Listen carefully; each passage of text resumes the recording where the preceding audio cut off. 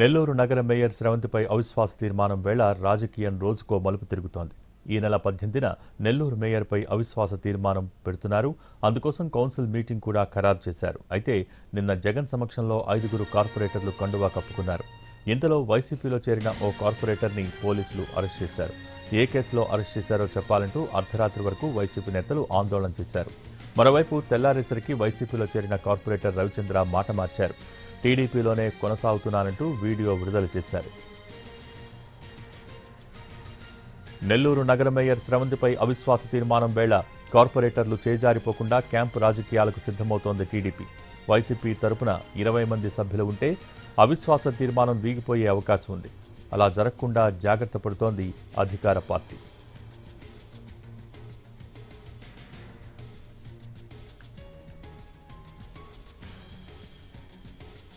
ఆసక్తికరంగా మారిన నెల్లూరు కార్పొరేషన్ రాజకీయంపై మరింత సమాచారం మా ప్రతినిధి వెంకట్ అందిస్తారు.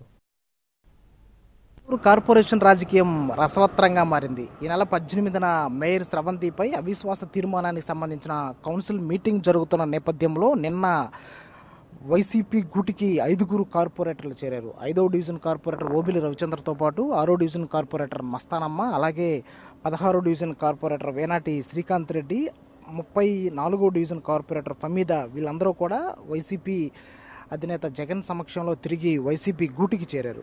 అయితే వారు తిరిగి నెల్లూరుకు వస్తున్న క్రమంలో నవాబ్పేట పోలీసులు 5వ డివిజన్ కార్పొరేటర్ రవిచంద్రతో పాటు 6వ డివిజన్ కార్పొరేటర్ మస్తానమ్మ కుమారుడు శ్రీధర్ని ఓ కేసులో అదుపులోకి తీసుకున్నారు. ఇది తెలిసిన మాజీ మంత్రి అనిల్ కుమార్ యాదవ్తో పాటు ఎమ్మెల్సీ పర్వతిరెడ్డి చంద్రశేఖర్ రెడ్డి అర్ధరాత్రి వరకు నవాబ్పేట పోలీస్ స్టేషన్ వద్ద ఆందోళన చేపట్టారు. వారిని ఏ కేసులో అరెస్ట్ చేశారో చెప్పాలంటూ కూడా డిమాండ్ చేశారు.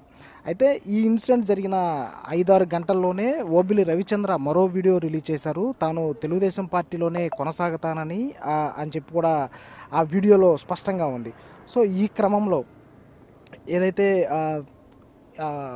కార్పొరేషన్ రాజకీయం రోజుకో మలుపు తిరుగుతున్నటువంటి పరిస్థితి ఇక్కడ కనిపిస్తోంది. అధికార పార్టీకి సంబంధించిన కార్పొరేటర్లందరినీ కూడా తెలుగుదేశం పార్టీ క్యాంపుకు తరలిస్తోంది. నెల్లూరు సిటీతో పాటు రూరల్కి సంబంధించి మొత్తం 38 మంది కార్పొరేటర్లు ప్రస్తుతానికి అధికారికంగా తెలుగుదేశం పార్టీకి మద్దతు ఇస్తున్నారు. వాళ్ళందరినీ కూడా క్యాంపుకు తీసుకెళ్తున్నారు. అయితే వైసీపీ మాత్రం 20 మంది సభ్యులు ఉంటే మాత్రం అవిశ్వాస తీర్మానం వీగిపోయే అవకాశాలు ఉండడంతో ఆ దిశగా వైసీపీ పావులు కదుపుతోంది. నిన్న మొన్నటి వరకు ఈ కార్పొరేషన్ రాజకీయం చప్పగా సాగింది. ఎప్పుడైతే మాజీ మంత్రి అనిల్ కుమార్ యాదవ్, ఎమ్మెల్సీ పర్వతిరెడ్డి చంద్రశేఖర్ రెడ్డి ఎంటర్ అయిన తరువాత ఈ 5 వైఎస్ఆర్ కాంగ్రెస్ పార్టీలో తిరిగి చేరడంతో ఒకసారిగా పొలిటికల్ హీట్ పెరిగింది.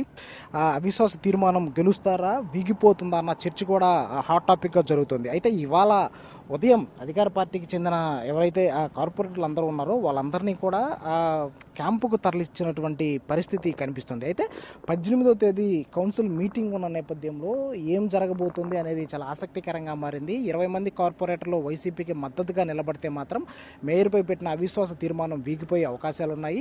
లేదంటే మాత్రం ఖచ్చితంగా మేయర్ని దింపేసేందుకు తెలుగుదేశం పార్టీ సిద్ధమైనటువంటి పరిస్థితి. ఇది ఇవాల్టి ఇక్కడి తాజా పరిస్థితి. కెమెరామెన్ ప్రదీప్తో వెంకటనారాయణ, ఎన్టీవీ, నెల్లూరు.